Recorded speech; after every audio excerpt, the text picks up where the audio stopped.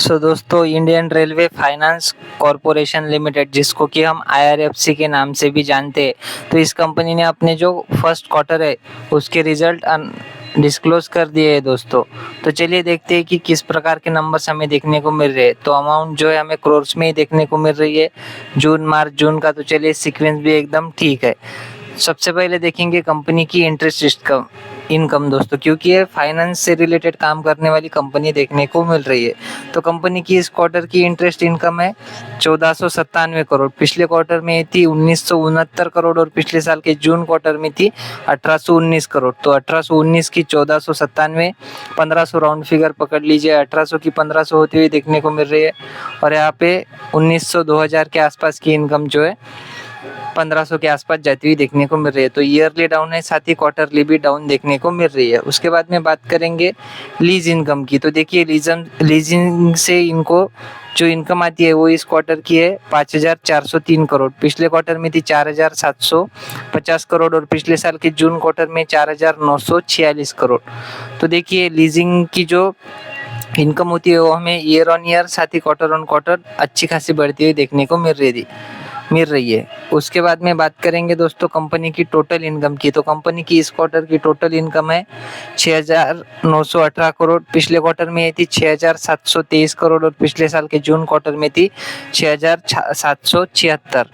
तो देखिए 6766 करोड़ की बढ़कर 6918 करोड़ हो चुकी है और 6723 करोड़ की भी बढ़कर 6918 करोड़। सो दोस्तों टोटल इनकम में तो कंपनी क्वार्टरली बात करें ईयरली बात करें अच्छा ही परफॉर्मेंस दिखा रही है। उसके बाद में बात करेंगे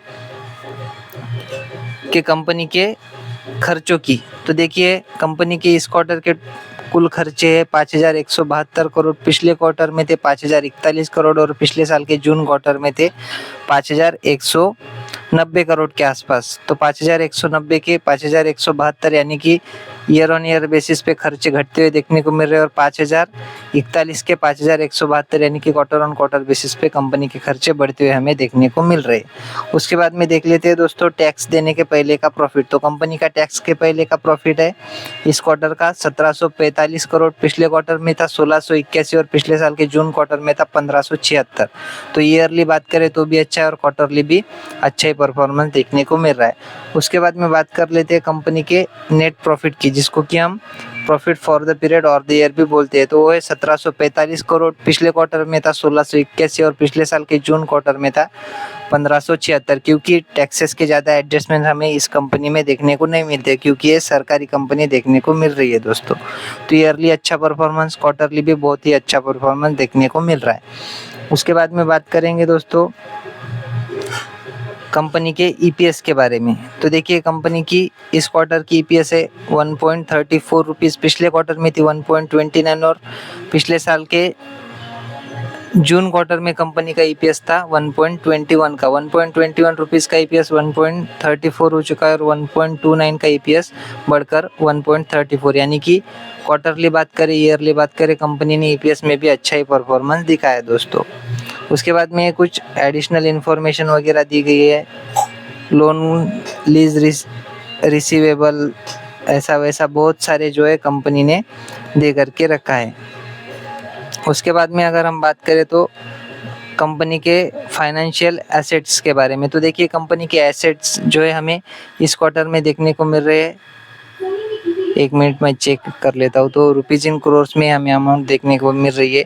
तो कंपनी के फाइनेंशियल जो एसेट है वो देखने को मिल रहे हैं लगभग 4,69,051 करोड़ के। पिछले क्वार्टर में 4,69,373 करोड़ के जो है एसेट देखने को मिल रहे थे और पिछले साल के जून क्वार्टर में, सॉरी दोस्तों ये जो है पिछले साल का जून क्वार्टर है और ये इस साल का जून क्वार्टर है। तो हमें कंपनी के जो फाइनेंशियल एसेट है वो इस क्वार्टर में जो है कम होते हुए देखने को मिल रहे हैं, या फिर इस ईयर में भी बोल सकते हो। जून क्वार्टर में हमें कंपनी के फाइनेंशियल एसेट जो है कम होते हुए देखने को मिल रहे हैं दोस्तों। सो आशा करता हूँ दोस्तों वीडियो आपको अच्छी लगी होगी। अगर अच्छी लगी हो तो वीडियो को लाइक और चैनल को सब्सक्राइब भी कर देना। मिलते हैं नेक्स्ट वीडियो में, तब तक के लिए धन्यवाद, बाय बाय।